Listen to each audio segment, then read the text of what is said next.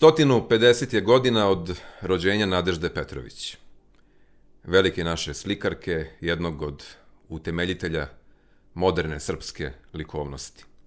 Žene koja je bila po svojoj umetničkoj viziji i koncepciji ispred svog vremena, ali opet neodstupno u svom vremenu, s narodom koji je bio gonjen i ranjavan, iz kojeg je potekla i za koje i položila svoj život kao bolničar, dobrovoljac 1915. godine u Prvom svetskom ratu.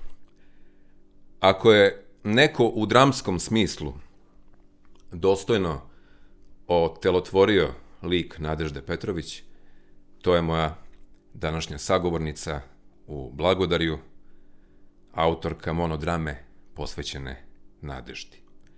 O tom izazovu, ali i o radu sa studentima, scenskom govoru, dubokom proživljaju poezije, o tradiciji, nacionalnom osjećanju, o porodici i o odrastanju u pravoslavnom duhu, danas razgovaram s dramskom umetnicom, profesorkom na Akademiji lepih umetnosti, ali pre svega toga sa jednom izuzetnom ženom, Biljanom Đurović.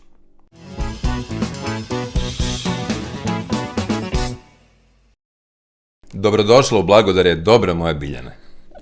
Bolje te našla. Hvala na pozivu. Ja ovde kad sedim na mestu domaćina, budem prilično elastičan kada su u pitanju prošlost, sadašnjost, budućnost. Kada imam dragog gosta kao što si ti, ja ne moram da počinjem od početaka. Volim da izaberem neku tačku u životu i da se iz te tačke krećemo prema prošlom ili prema budućem. Ali opet, kada si ti u pitanju, zaista bih voleo da počnemo od onoga što možemo da nazovemo počecima tvog scenskog života, jer tvoja prva scena bila je Hram. I to u vezi sa Svetosavljem, s jednim praznikom. I u vreme kada sam ja, budući smo ti ja generacijski ispisnici, učio partizanske pesme, da ih pevam, ti si nešto drugo učila. Da, ja sam učila Svetosavsku himnu i zaista prva scena jeste bio Hram. Pozorišna kupola je zapravo bila crkvena kupola ispred oltara, pošto je moj otac bio sveštenik, i onda te prve korake sam načinila pred publikom koje su takozvani parohijani, koji su bili divni ljudi od kojih smo živeli, sa kojima smo živeli, i to je bilo i jedno ugodno iskustvo, ali u isto vreme i odgovornost. Jer kad pred punim hramom nastupa ne znam koliko dece, onda se uvek, kad nastupa svešteničko dete, obrati dodatna pažnja, pa imaš dodatnu odgovornost. I tad sam već od malih nogu shvatila da zapravo odgovornost je ozbiljna stvar. Da, ima duhovne logike u tvom životu i ta vertikala je jasno gde je začeta u tvom detinjstvu u Hramu. I svetosavski život ti si počela da živiš kao dete i taj život u ozračju pravoslavlja pratite do danas.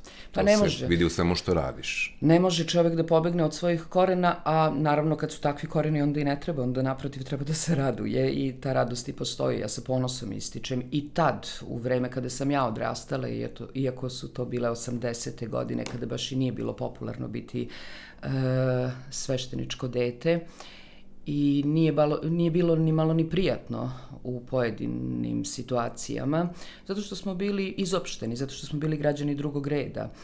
I to se osjećalo. I negde, kako svaki koren potiče iz detinjstva, ja i danas dešava mi se da imam problem u tom socijalnom smislu, da stupim u komunikaciju sa pojedinim ljudima, upravo zbog toga što sam bila odbacivana u detinjstvu. Bez obzira što se bavim javnim poslom, što sam na sceni, što sam u učionici, predavač, negde to seme i dalje jednim delom klija i povremeno imam zadršku prema ljudima. Prvi izuzetni ljudi u tvom životu bili su tvoji roditelji. Prvi ljudi, prvi učitelji i interesantno je to, evo nas u Novom Sadu, ja sam rodom iz Aranđelovca, zapravo rođena sam u Orašcu, to je bila prva parohija mog oca pokojnog, a on je bio sremsko-karlovački đak. I kada sam htela da upisujem, kad kažeš prvi učitelji, kad sam htela da upisujem glumu, otac mi je rekao može gluma, ali samo pod uslovom da upišeš u Novom Sadu. Mislim da je to bilo to 5-godišnje iskustvo boravka u toj srpskoj Vojvodini i boravka na ovom području, da je razlog bila kultura i da je sigurno kao odnos prema ženskom detetu da je bila i veća bezbednost u Novom Sadu nego u Beogradu, ali prvenstveno mislim da je suština bila usmeriti ka što dubljem kulturnom i da je zato imperativ bio ako upišeš u Novom Sadu možeš da studiraš glumu. Ti si to uistinu i učinila. Predala si se glumi u Novom Sadu i tvoj vodič, učitelj, bio je jedan opet izuzetan čovek koji mene nije mogao da uči, a zamalo da se desi da ti i ja te godine podelimo, to je bio moj izbor, a ti si ostala uz Petra Banićevića. Ja sam ga zapamtio kao izuzetnog čoveka za ono malo vremena što sam ga video i volao bih da nam pričaš o Petru Banićeviću kao čoveku i kao majstoru glume. Prošlo je više od sada već 4 veka i koja godina više od trenutka prijemnog ispita i u to vreme profesori na Novosadskoj akademiji su bili Branko Pleša, moj profesor Petar Banićević, profesor Rade Marković i profesor Boro Drašković. I sasvim je bilo svejedno kod koga ćeš biti na klasi kad pogledaš ko su bili učitelji glume. A onda kad završiš u klasi kod profesora Petra Banićevića, onda kažeš divno je što ti je baš on bio učitelj. Profesor režije, pored profesora Bore Draškovića u Novom Sadu, koji je predavao i glumu i režiju, bio je profesor Vlatko Gilić, na čiji poziv je Petar Banićević došao na Novosadsku akademiju i između ostalog, jedan od ključnih razloga zbog koga je pozvao da predaje, to je njegov govor. I zapravo, ja koja sam vaspitavana na Evanđelju, ja koja sam vaspitavana na epskim pesmama, došla sam i naučena na dobar govor, došla sam u ruke majstora, ne samo glumačkog zanata, nego majstora govora. Iako su svi bili majstori govora, i Pleša i Rade Marković, iako je to bila plejada gospode glumačke u to vreme. Biti u učionici u klasi profesora Petra Banićevića značilo je pre svega poštovanje svakoga od nas između sebe, značilo je poštovanje pedagoga i bogme i strahopoštovanje. Ponedeljkom kada smo imali glumu kod profesora Banićevića, ja mislim da se nedeljom nije spavalo. Bez obzira što su zadaci bili spremni, bez obzira što se radilo tokom nedelje, ta vrsta odgovornosti, pa u neku ruku i stida, jer ova vrsta umetnosti i javnog posla traži od čoveka neku vrstu razgolićavanja, da tako kažem. Ogoliti, ne telo, ogoliti dušu, pre svega, ogoliti utrobu.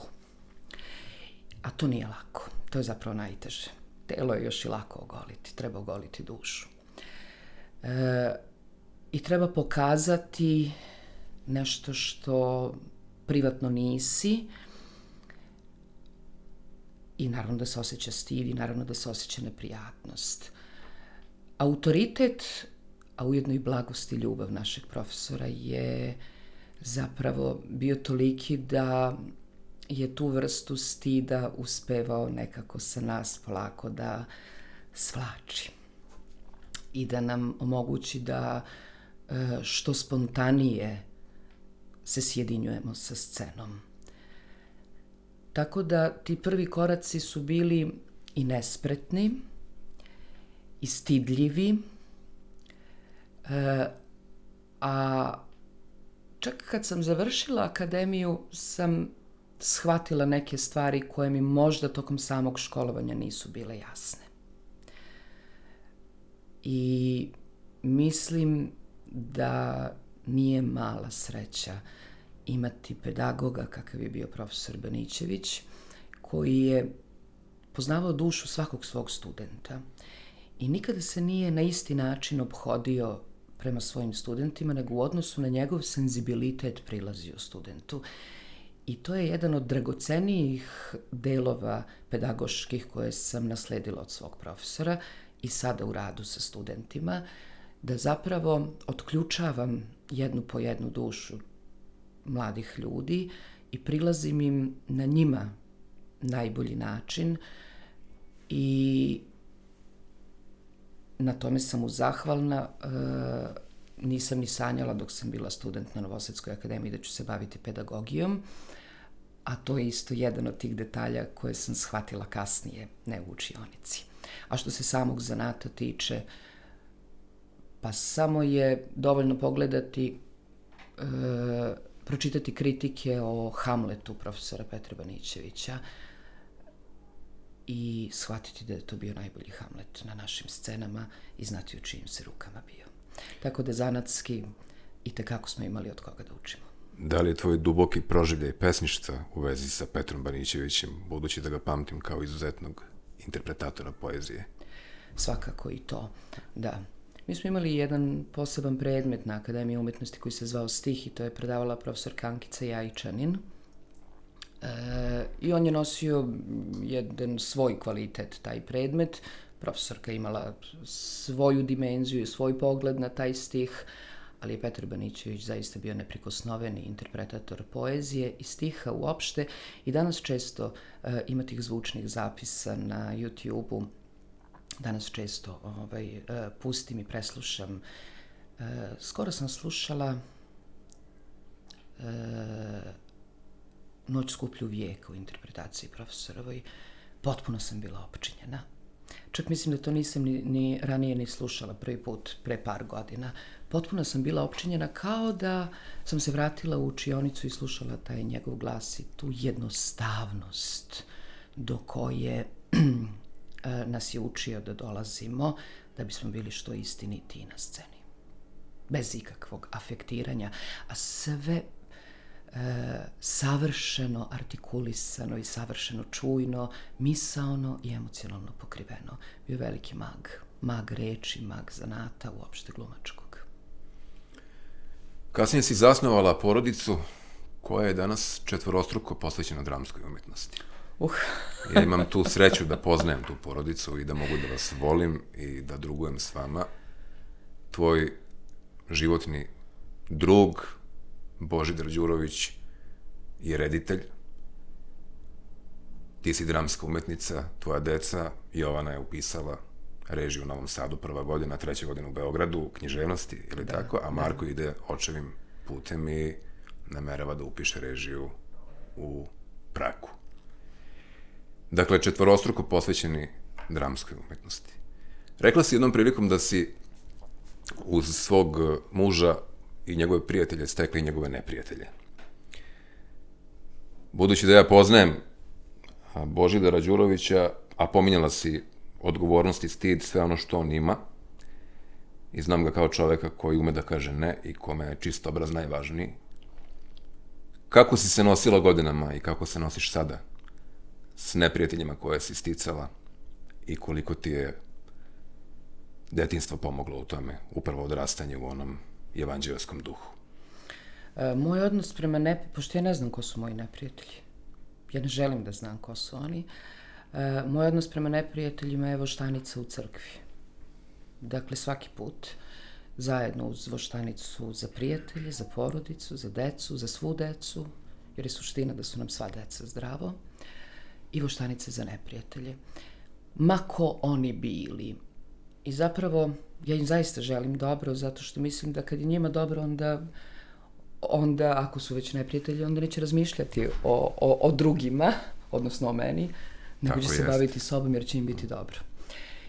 I to je to evanđeljsko što se iz kuće nosi. Svako ima neki svoj krst. Kažu da veliki ljudi imaju veliki krst. Ja ne znam koliki je moj. Nosim ga. Znam samo da opet po tom evanđeljskom ljubav je suština života i življenja. Kada sam birala bračnog druga, nisam ga birala racijom, sigurno. Prosto smo se prepoznali. I kao čovjek koji je poreklom sa crnogorskih prostora, meni je vrlo bilo jasno da ja neću biti nova Mira Stupica kraj Bojana Stupice. Naprotiv, ja sam vrlo dobro znala da to mesto neću imati i gde će biti moje mesto umetnosti, da tamo gde će biti on, da mene neće biti. I tako je i bivalo. Ali s druge strane, ja sam dobila i njegove prijatelje, nisam samo neprijatelje. I to je ono što je velika radost i što mi je i otvorilo neka vrata. Otvarala sam ih i sama, naravno, svakom rečenicom boreći se za svaki sledeći posao i prosto su to ljudi videli i prepoznali. Negde mislim da, možda će zvučati gordo, ali mislim da na dar koji posedujem i na snagu koju imam u sebi, da sam mogla više da dam srpskoj kulturi, a da prosto su okolnosti bile takve da nisam dala i da to ljudi nisam sigurna da nisu prepoznali, pre će biti da nisu želeli. Svačijim radom, svačijim darom vidi se tuđi nerad i tuđi nedar. Tako da nekada možeš da budeš smetnja. Ali to je tako. I ja sam zadovoljna. Ja se uopšte ne osjećam nerealizovanom, neispunjenom zbog toga što nisam odigrala plejadu nekakvih likova. Odigrala sam zato u dramskom programu Radio Beograda takvu lepezu likova da to je isto transformacija, to je isto moj deo posla. Mikrofon je čarobna stvar. Moraš da ga voliš da bi te voleo. To je uzajemna ljubav između mikrofona i mene, tako da sam ostvarila neke božanstvene uloge na Radio Beogradu i svoju prvu nagradu koju sam dobila sam kao nagradu za radiofoniju. I eto, realizovala sam se i u tom mediju na jedan vrlo upečatljiv način, tako da sve te uloge u pozorištu ili na televiziju, na filmu koje nisam odigrala, odigraće neko drugi. Nisu mi pripadale, verovatno. Nije trebalo da budem deo tog vremena, deo tog sistema, deo tog načina. To je moj put i to je u redu. Postoji jedna važna uloga, a to je uloga Nadežde Petrović, ali o tome ćemo malo kasnije da pričamo. Hoću nešto drugo da te pitam. Ljude mnogo više formira ono na šta ne pristanu, nego ono na šta pristanu. I postoji u životu tvom i u životu tvoje porodice jedan čovek koga si ti pomenula kada si se setila studija u Novom Sadu, a to je Vlatko Gilić. I hoću da nam pričaš o njemu, zato što mnogi ljudi ne znaju ko je Vlatko Gilić, a kada to kažeš, onda izgovori ko je on u vašoj porodici i u vašem životu. Da, malo čas si rekao da nas određuje i ono što ne želimo i što nećemo i na šta ne pristajemo. I negde moja definicija jeste gluma, da, ali ne po svaku cenu. I to i jeste princip novosadskih profesora. Ja kada sam diplomirala sa monodramom Eugena O'Neilla pre doručka i kada se završila predstava, bila je tu neka kamera nekog mog porodičnog prijatelja koji je snimio predstavu i onda je on, nisam ni znala, tražio, vratit ću se na Vlatka da napravim sponu, tražio je izjavu od mog profesora Petra Banićevića, gde je, sećam se, profesor rekao i želim joj da bira uloge, da bude u situaciji da bira uloge, a ne samo da bude odabrana i da joj bude nametnuto. Pa ja sam u situaciji da mogu da biram uloge, tako da to nas takođe određuje. Pa to je ta ista škola novosadska profesora Vlatka Gilića koji je bio profesor režije u Novom Sadu I sasvim je sve jedno, ja sad kad srećem svoje kolege koji su ili reditelji ili glumci koji su završili Novosadsku akademiju, to je sve iz istog šinjela izašlo. Zato što su sva ta gospoda profesori koji su u to vreme predavali bili podjednake estetike umetničke, etike, i to se vrlo dobro znalo i to se prepoznavalo. I nema veze da li smo izašli iz Plešinog, Banićevićevog, Gilićevog šinjela, svi mi dan danas na isti način se bavimo umetnošću. I malo koga možete da vidite da skrene u komercijalu. Zato što su nam temelji takvi i zato što su nam takvi učitelji.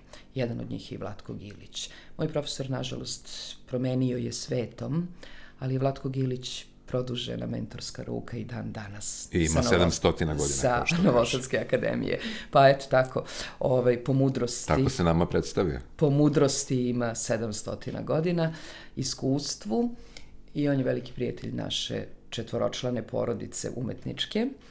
I eto, i Marko koji ima 17 godina i Jovana koji ima 21 i ja koji imam 47 i Božidar koji ima 63, svi imamo temu sa profesorom Gilićem od 700 godina. S njime temu imala i moja kćerka May, koja je sedela ovdje. Koja ima 8 godina. Koja ima 8 godina. I ti si prisustvovala tom razgovoru. A to je zbog toga što je profesor Gilić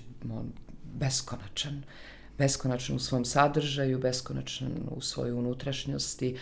I ono, kako si rekao, zapravo dobri duh porodice Đurović. Nije on jedini dobri duh umetnički porodice Đurović, ima tu još dobrih duhova.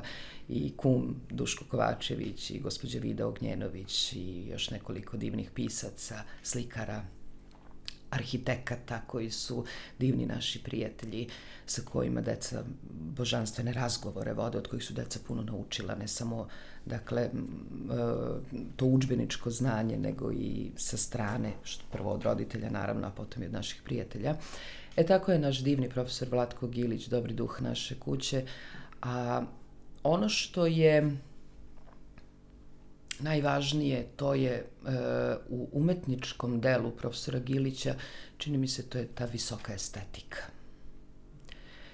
Ne pristajati ni na šta što nije najviši estetski, na najvišem estetskom umetničkom nivou. Profesor Gilić preko 47 godina, ja mislim, nije snimio nijedan film, a pre 50 godina znamo, oni koji znaju za profesora Gilića, ima i onih koji ne znaju, da je profesor Gilić snimio film Kičma, koji je bio nominovan za Oskara i bio je vrlo visoko kotiran i u konkurenciji. Ja neću iznositi detalje sa Porodične trpeze, jer mislim da to nije primereno, ali upravo njegova etika ga je dovela do toga da ne bude dobitnik Oskara. Jer nije pristao u tom trenutku na nešto što se od njega tražilo. Što govori o tome da su lobiji uvek postojali i da nisu baš uvek nagrade dodeljivane, kao što nisu ni danas, po pravu i pravdi, po vrednosti, nego po različitim kriterijumima. A film Kičma govori o virusu koji je pobegao iz laboratorije.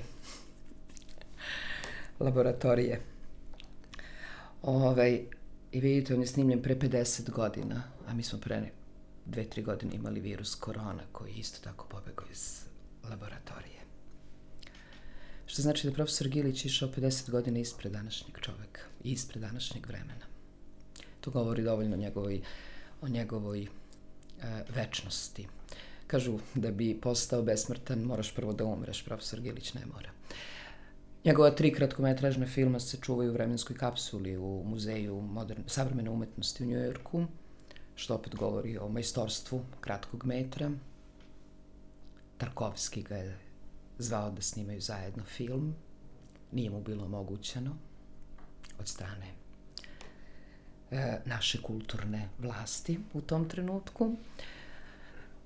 Ali profesor je vrlo uspravan i ponosit i velika je privilegija imati ga za prijatelja i imati njegovu podršku. I ponekad, pošto se svi mi preispitujemo, što na sceni, što ja se i preispitujem i u učionici stalno, kada sednem pa ispričam neku anegdotu ili neki proživljaj iz učionice profesoru Giliću, on kaže, dobro si postupila. To je dobro. I zapravo razumemo se jako dobro i dobijam jedan vetar u leđa koji sam osjećala i od strane svog profesora i zato i kažem da jeste neka vrsta produžene mentorske ruke. Još neko ko je gledao u budućnost, a ko je važan za tebe. Neko ko s druge strane komunicira s tobom i ko je tu da te podrži, jeste Nadežda Petrović, jer ti podržavaš nju. Uloga koju igraš,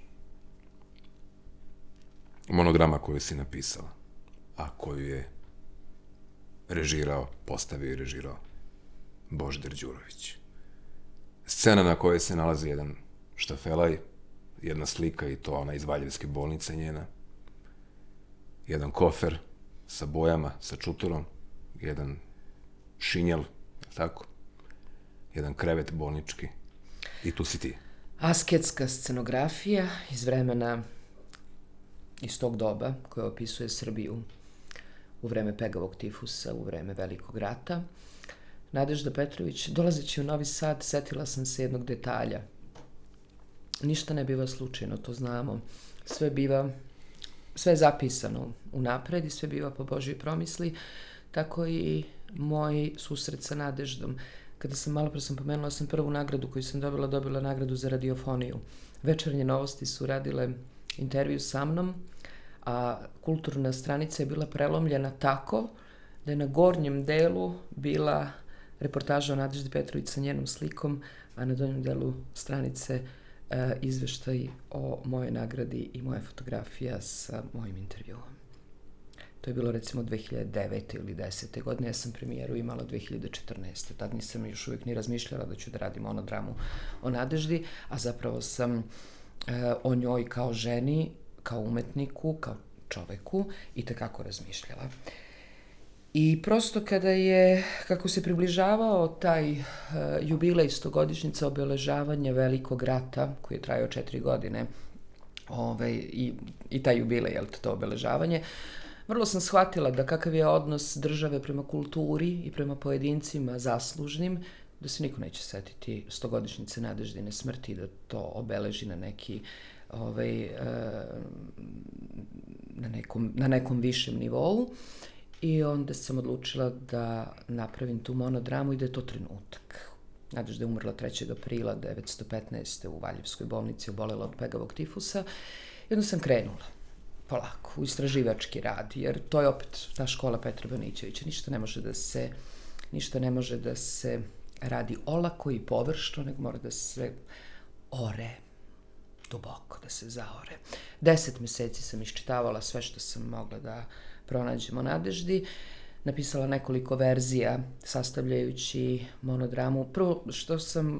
Prva odluka koju sam donela, to je čime ću se baviti, kojim delom njenim, pa sam onda shvatila da želim da osvetlim tu ljudsku stranu, pošto se o slikarki ipak zna, nego da ispričam priču o dobrovoljnoj bolničarki i onda da napravim neka sećanja na neke važne trenutke u njenom životu za koje publika ne zna ili su manje poznati detalji iz njenog života koji su veoma važni zato što opominju i usmeravaju i današnjeg čoveka. U stvari, umetnost taj zadatak ima, da nas usmerava. Tako da sam u nekoliko verzija sačinila tu adaptaciju iz njenih pisama, iz poezije njenog brata, Rastka Petrovića, a Valjevsku bolnicu i pegavi tifus sam prikazala kroz pesmu Vaške Ljubomira Simovića, našeg akademika, i obradovao se, zvali smo ga da tražimo dozvolu i naravno da je dozvolio i odobrio. I Nadežda je, mogla bih da kažem, da upotrebim citat Isidore Sekulić, koja je u jednom trenutku izjavila: ovo je doba kada bi žene trebalo da su ljudi, a ljudi da su nadljudi. Nadežda pripada tipu žena koje su bile ljudi. Njena snaga, njoj Ivan Meštrović rekao, Nado, zar ćeš opet u taj rat? Pa zar nema drugih žena u toj tvojoj Srbiji, ili moraš ti sve? Nadežda je bila žena koja u to doba, devojka, koja je u to doba umela da raskine veridbu. I to je meni, recimo, fascinantno. Iz takve porodice, iz kakve ona dolazi, u to vreme, a i tradicionalne u isto vreme, intelektualne, umetničke, pa i političke, ujčevina, je li tako, uleteti u dnevni boravak u trenutku kad su prosci u kući i prekinuti veritbu, za to je stvarno trebalo imati, što bi rekli danas, mladi petlju, ali dakle, biti žena sa stavom. A što se zapravo desilo? Ona se šetala sa tim momkom koji je bio zanimljiv, oca nije imao, došla je njegova majka u prosidbu sa njim. I to je bilo ono doba kada nevesta buduća ne ulazi i ne učestvuje u razgovoru, nego stoji sa poslužavnikom sa slatkim i vodom ispred dnevnog boravka, salona. I na mamino otvara vrata, ulazi, služi goste, buduću svekrvu. I ona je stajala sa tim poslužavnikom, verovatno srebrnim, i čekala mamin znak da uđe. Onda je čula kako se buduća svekrva cenka oko miraza i shvatila da je njena cena mnogo veća. Da je svekrva tražila, buduća svekrva, basnoslovnu cifru, na šta je otac Nadeždin govorio o tome kako Nadežda ima drugih kvaliteta, vrednosti, da je to mnogo, da oni to i mogu da daju, ali da je neprimereno, da imaju još dece, da ne mogu sve u nju da ulože i tako dalje. Gospođa nije odustajala, a onda je Nadežda uletala. I to je zaista bio jedan hrabar čin i dostojanstven, i to je opet nepristajanje. To ti je poznato. I to nepristajanje je opet neka spona. Tako da Nadežda i ja živimo, evo, punih 8 godina zajedno. Ja pre svakog izvođenja uđem u crkvu, upalim jednu voštanicu, pomolim joj se da mi dopusti da oživim pomolim se za njenu dušu i da oživim njenu ličnost. I kada je bila 2015. godina, 100-godišnjica njenog rođenja, ja sam žarko želela da napravimo parastos. I meni moj suprug kaže, ajde, molim te, sad će da te prozivaju kako zloupotrebljavaš ime Nadežde Petrović, da ti praviš parastos, nemaš ti da budeš organizator i nosilac parastosa. Pa kažem, nema nikoga. Što ne mogu ja da budem? Mogu da budem.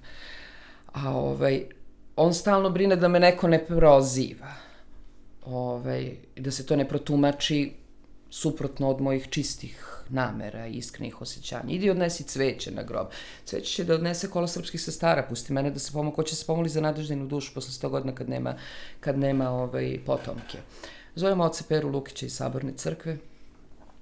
Zove moj suprug, kaže, oče Pero, ja ne znam šta ću s njom. Ona će da pravi parastos Nadeždi, prozivaće. Može ti, može crkva da bude nosilac parastosa? Otac Pera kaže, pa jeste posle crkvu da prozivaju, da je crkva prisvaja. Ajde, smislit ću nešto. Zove Pera posle 5 minuta i kaže, Kola srpskih sestara će da bude i nosilac parastosa. I ja kažem, Bože Gospode, onoliko sam pročitala o Nadeždi. Ona je jedan od osnivača Kola srpskih sestara. Govorim u predstavi jedan od njenih govora sa terase Narodnog pozorišta povodom aneksije Bosne i Hercegovine, koji je bio u organizaciji Kola srpskih sestara. Ali to, u tom trenutku ti zabaguješ i ti više ne znaš ko to može da bude. Naravno, otac Petar Lukić, brzo misleći, je u roku od 5 minuta sve rešio i tog dana su bila su održana 2 parastosa, Dositeju Obradoviću i Nadeždi Petroviću u Sabornoj crkvi u Beogradu. Pevalo je prvo Beogradsko pevačko društvo i ja sam bila jako ponosna zato što smo se pomolili za njenu dušu mimo moje intimne molitve. A onda sam uveče otišla u Valjevo i odigrala predstavu u svečanoj sali Valjevske gimnazije, koja je u vreme Velikog rata bila pretvorena u bolnicu, a svečana sala je u vreme Velikog rata bila operaciona sala. što znači da je ona tu u 100 metara u tom prostoru izdahnula i meni to je bilo veliko zadovoljstvo i velika čast da u tom prostoru tog dana igram. Sledeće godine smo ponovili Parastos, ali u hramu, u maloj crkvi Svetog Save na Vračaru. Isto je kolo, tad smo već znali ko će biti nosilac Parastosa, kolo srpskih sestara. A uveče sam odigrala, znači na 101. godišnjicu Nadeždinog rođenja, predstavu u kripti hrama i to je bio prvi umetnički događaj koji je odigran u toj novoj velelepno oslikanoj kripti. Još uvijek su bili i skele tu. I na toj predstavi se dogodilo nešto neverovatno. U stvari, kad god igram u ambijentalnim prostorima, uvek je drugo iskustvo. Moj suprug kao vrhunski reditelj, esteta, postavio je jedan reflektor u oltar. Imali smo tu mogućnost, ambijentalni prostor. I taj reflektor je bio u plavoj boji. I ja imam jedan deo u predstavi gde nabrajam 25 muških imena, a tu su zapravo oni ranjenici koji su Nadeždi umrli na rukama i to je njeno intimno opelo za te ranjenike. Ne samo za njih, naravno. I u tom trenutku je mrak na sceni. Na sceni kutiji je samo jedan reflektor koji je uperen ka meni, ja sam na podu. A ovde u kripti hrama je bilo to plavo svetlo u oltaru. Pored tog jednog malog reflektora koji mene osvetljava na sceni. I kad se završila predstava, moja ćerka je rekla, mama, znaš, dok si izgovarala ona imena, kako u oltaru imamo oslikanih 12 apostola, i oni su u tom mraku svetlili pod tim plavim svetlom, onoliko koliko je potrebno. Dok se izgovarala ona imena, izgledalo je kao da je svako ime uzletalo i pretvaralo se u onog svetitelja u oltaru. To je bio doživljaj deteta u tom trenutku od nekih 15-16 godina. I to je ono što umetnost i ta priča nosi jednu lepotu, koliko god bila stradalna, da u stvari šta god da radimo, ako radimo čisto, to će negde biti zapisano. Delo ljubavi. Da. Ti prolaziš kroz velike preobražaje tokom te monodrame. Teško je. Koliko ti je potrebno da se isceliš? Kako kad?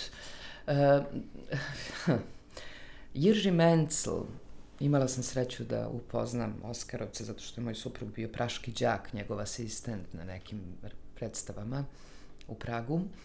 I onda ga je pozvao, kada je suprug bio upravnik Narodnog pozorišta, pozvao ga je da režira u Narodnom, pa sam imala sreću da upoznam Mencla. Dolazio je svake nedelje kod nas na ručak, vodili smo divne razgovore. I onda mi je on rekao, glumac mora da bude zanatlija, mora da se čuva, ne sme da se troši. Toliko. I to je fakat. Ti treba da izazoveš emociju kod publike, ali ne da sebe urnišeš. Da li si ga poslušala? Pa, kad igram Nadeždu, nekoliko puta sam ja odigrala zanatski i izazvala ozbiljnu emociju u publici. Ali se ja osjećam kao da sam prevarila publiku. Dakle, dok ja nju ne odživim, nemam utisak da sam je prezentovala onako kako ja to želim. Onda to traži oporavak. Boli i telo. Treba nekad i po 2-3 dana da se očistim posle predstave, a toliko mi treba i da se pripremim za predstavu. Dakle, 3 dana pred početak igranja svakako ulazim polako u preslišavanje teksta, vraćanje u mizanscen, misaono, u to doba, slike oživljavam. To mi je rekao jedan gledalac, pošto nabrajam kako su izgledali ranjenici njihove rane, opisujem kako su izgledali ranjenici njihove rane, mi je rekao, ja nisam video Nadeždu, na sceni sam video tih 15-12 likova o kojima si ti govorila, dakle, oni su svi bili tu. Pa to ne može onda uvek zanatski. Mora da se proživi, ti moraš da vidiš to srce i ta pluća kroz ta rebra. Kaže, donesu mi telo koje diše sa pola čitavog i pola kašastog lica. Sve urla u meni. Zašto tako, Bože? Zašto ne u grudi pravo? A onda i sama dođe do zaključka da čovjek ponekad zaslužuje stradanje, da Bog ne dopušta stradanje slučajno. Tako da i velika odgovornost, ono što sam govorila na početku, velika odgovornost igrati istorijske ličnosti i ujedno i lepo, i čast, ali i teško. Naročito kad su dakle, kažem, istorijske ličnosti, ljudi koji su postojali, kad nije imaginarni lik koji ti maštaš, kreiraš, stvaraš. Ja sam zvala infektologa da ga pitam kako se ponaša bolesnik obole od pegavog tifusa u tom istraživačkom procesu.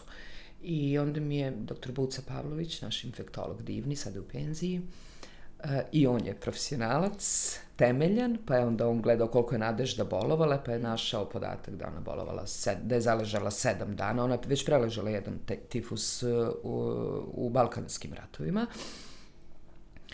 da je zaležala 7 dana i onda mi je podelio po fazama bolest. I onda sam ja te faze bolesti razdelila na monologe svoje. I u jednom trenutku se, recimo, bolesnik od pegavog tifusa ponaša tako kao, ima takve halucinacije da mu se priviđaju ne samo živa bića, nego i predmeti kao da se kreću ka njemu, kao da ga napadaju. To mi se, recimo, desilo u Nikšiću, opet ambijentalni prostor, na Bedemu, gore na Tvrđavi sam igrala, i počela je da sipi tako ona sitna kiša, izgledala je beličasto u trenutku dok ide ta pesma Vaške Ljube Simovića, koju sam ja snimila i izgovorila tako kao koračnicu, upravo pod inputima doktora, infektologa, kao da joj se priviđaju. I onda sam snimila, ne onako kako bih koncertno tu pesmu govorila, nego i bez naredbe vrhovnog štaba, i bez komandi vojnih lica, i bez udarca čizme i štapa, i bez truba i haubica, kao koračnicu gde idu te vaši ka tebi i onda kreće pada ta sitna kiša. Duše, poezija mi je snimljena u predstavi Zofa, jer moram i ja malo se odmorim, mnogo je tu teških tema. I dok ide taj off, ja skidam umetak, vadim te vaške, češem se, dakle igram na te okolnosti i onda počinje ta sitna kiša da pada i onda sam se dodatno branila i iskoristila taj moment da se dodatno branim od napada vašiju. Naravno, nisam se mogla odbraniti, niti ja u ime Nadežde, niti se Srbija tada mogla odbraniti. Jako puno je Srba nastradalo. Boga mi je Bela Vaši pegavi tifus pobila skoro kao i meci. Vratit ćemo se na to stradanje, kasnije hoću nešto lakše da te pitam. Iako te ne štedim danas. Rad sa studentima. Da je Vlatko Gilić snimao filmove koje žele da snimi, a ima ih dosta i zapisao je dosta scenarija i još piše ideje, manje bi radio sa studentima ili ne bi radio sa studentima. Da si više uloga u filmovima igrala, da li bi radila ovako kao što radiš, ovako posvećeno i temeljno sa studentima? Da li to odricanje i oskudnost? Ne bih radila na 2 fakulteta, radila bih na jednom, ali bih radila podjednako temeljno. Dakle, u to ne sumnjam, zato što ali bi manje imala vremena za rad sa studentima. Ti se sada daješ dominantno u rad sa studentima. Da, ali na 2 univerziteta, dakle, na 2 fakulteta. Ti radiš u Banja Luci i u Beogradu. Jeste. I onda zapravo bih morala da odaberem, da bih mogla kvalitetno da se posvetim. Mislim da zapravo umetnost je divna, ali pedagogija je još divnija. Ti njih ne učiš samo zanatu. Ti si i kao opšta majka i duhovno umeš da pomogneš studentima. Takav odnos imate? Pa imamo dobru komunikaciju, imamo divnu komunikaciju. Ja sam i najomiljeniji i najomraženiji profesor istovremeno, zato što kod mene znaju da ne mogu da izađu na ispit, da nisu spremni. Zato što si istinita, da. A s druge strane, prepoznali su da sam tu uvek i da kad imaju problem da mogu da mi se jave. I mene to raduje, zato što, eto, oni su to sami prepoznali, bez da im ja kažem. Pored svog šefa klase, uvek znaju da mogu da pokucaju na moja vrata i da sve što je u mojoj moći da ću im pomoći. A ne možeš da ih učiš samo zanatu. To prosto, kako da kažem, to je onda profesija, a ne poziv. Umetnost, kao i profesija koja je poziv mog oca, biti umetnik, biti sveštenik, biti pedagog. To je priziv. Pa i priziv, i poziv, svejedno. Ti si pozvan da nešto obaviš, da usmeriš te mlade ljude i ne možeš samo zanatu da ga učiš. Šta sad? Ne možemo mi da govorimo, recimo sad u drugom semestru prve godine obrađujemo tekstove iz perioda pre Helena. To je bramansko besedništvo, budističko besedništvo, starokinesko, starojevrejsko. Svaka religija propoveda dobro i ljubav. Nijedna religija ne propoveda loše. I ti u tim starim spisima, šta sad, ja treba da se bavim samo dikcijskim figurama? Treba da se bavim samo dikcijskim temama? Pa ne, moramo da se bavimo suštinom. Moramo dobro da izanaliziramo taj tekst, da bi to doprlo do njih, a onda će i gradacija, i kontrast, i sve što nosi određeni tekst samo iz toga da ispliva. I oni neće biti copy-paste svog profesora, nego će iz njih da izađe. Ja im kažem, vi ne morate uopšte da uradite, recimo, da obradite kroz gradaciju, možete kroz ritam. Neko će da stavi antiklimaks na jednom mestu, to mu je najviši stepen značenja, pa da se vrati u antiklimaks.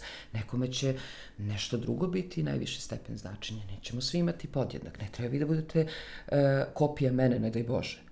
Nego svako iz sebe mora da radi i na tome insistiram.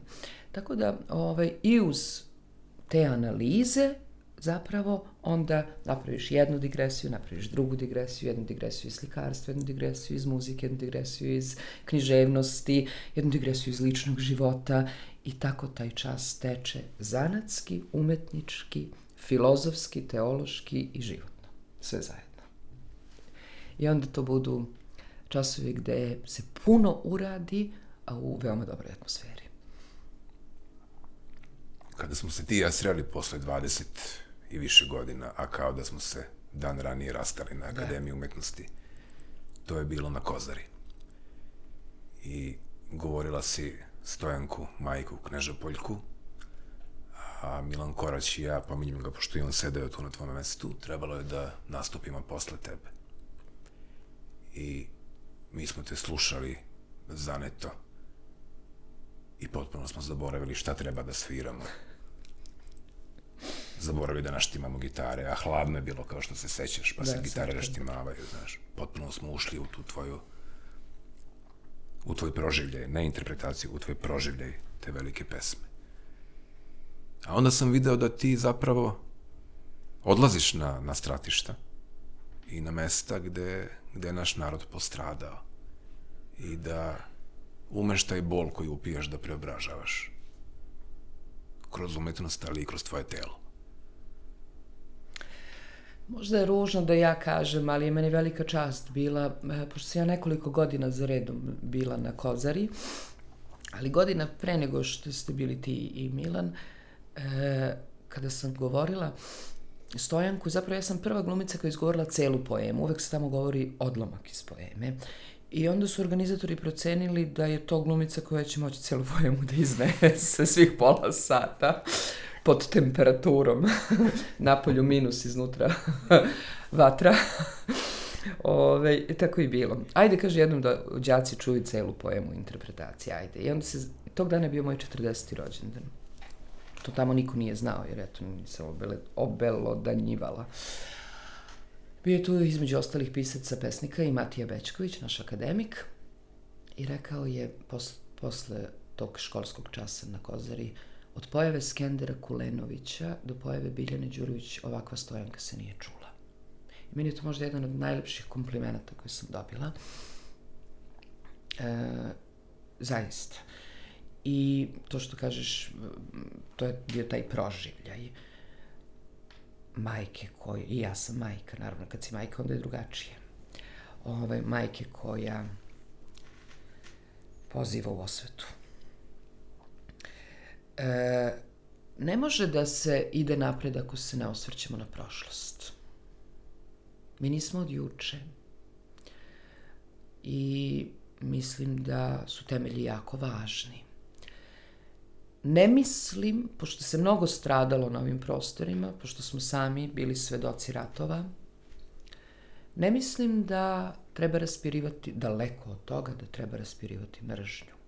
Ali se mnogo prećutkivalo. Nikome nisu čiste ruke. U ratu nema čistih ruku. Svi su krivi. I u životu nema crnog i belog čoveka. Svi smo sivi. Neko je svetlo siv, neko tamno siv. Ali mislim da se mora govoriti.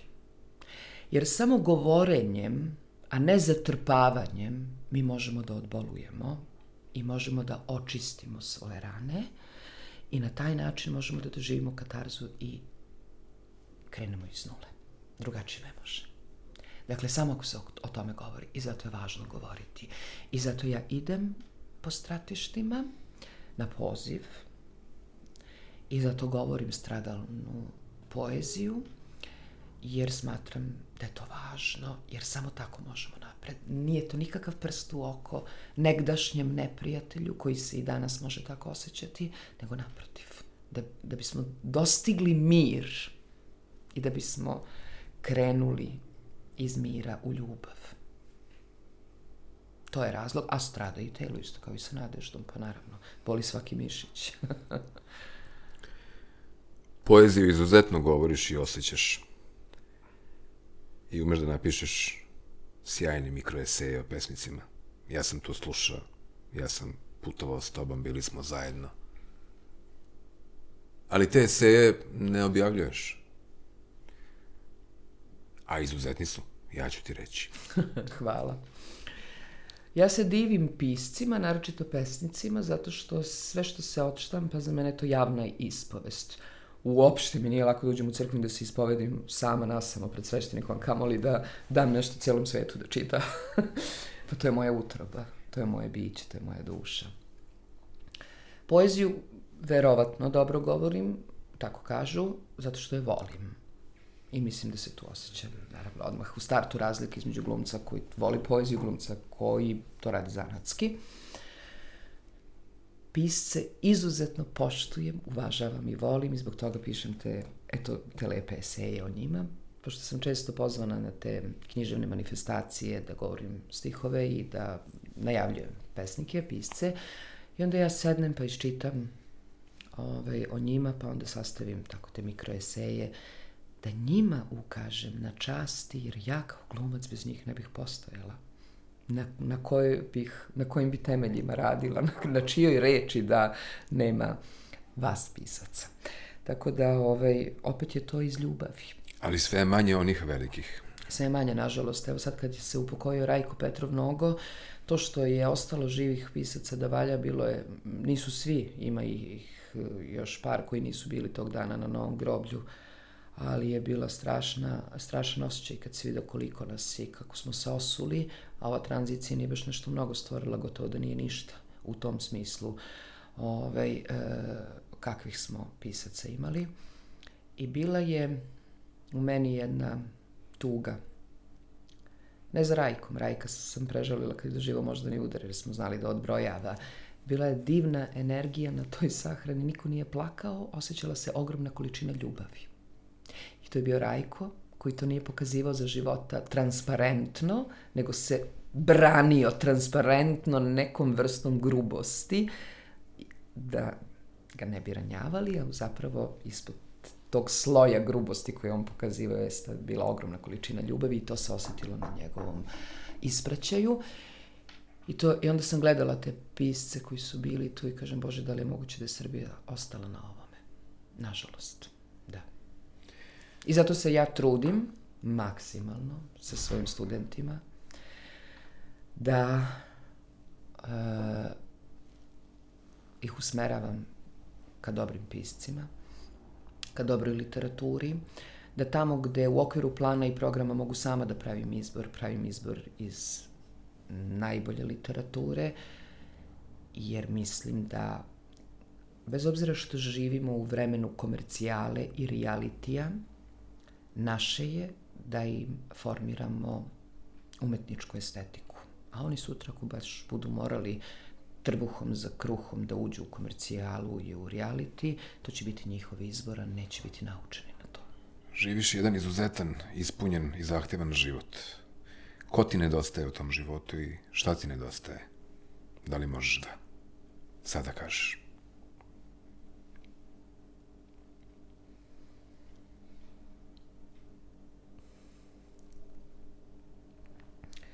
Otac koji je bio baza i jeste prisutan i svojim odsustvom. Deceniju ga nema i zapravo mi nedostaje taj njegov pogled. Mi smo umeli i u tišini da razgovaramo. Nedostaje mi profesor. Tako bih ponekad voljela da vidi nešto što sam uradila, iako znam da obojica to gledaju. Eto, tu bih se sad zaustavila. I oni se tebi iz večnosti u kojoj jesu raduju. To je ono što ja znam. Biljana moja dobra. Ja se nisam nikada svečanije osjećao u Blagodariju nego sada, razgovarajući sa tobom. I Blagodar je tvojim prisustvom i tvojom pojavom ovde poraslo. Mnogo je poraslo. I hvala ti za svaku ovu suzu i za nadahnuće i za ljubav, jer ti to jesi. I voleo bih da poneseš darove. To će biti nešto od izdavaštva, jer Blagodar je postalo i izdavač, i da poneseš jednu teglu dobroga meda. Znaćeš šta s tom teglom da uradiš. U ove posne dane da podignem imunitet. Hvala Blagodariju na pozivu i tebi, Miloše. I hvala vam što postojite. Ovo je isto taj impuls koji je važan za današnjeg čoveka da osvesti da je darovanje najlepši deo u ovozemaljskom životu, a da je blago sve ono što je iznutra, ne spolja. I da se pozdravimo onim pitanjem, ideš li, Rode?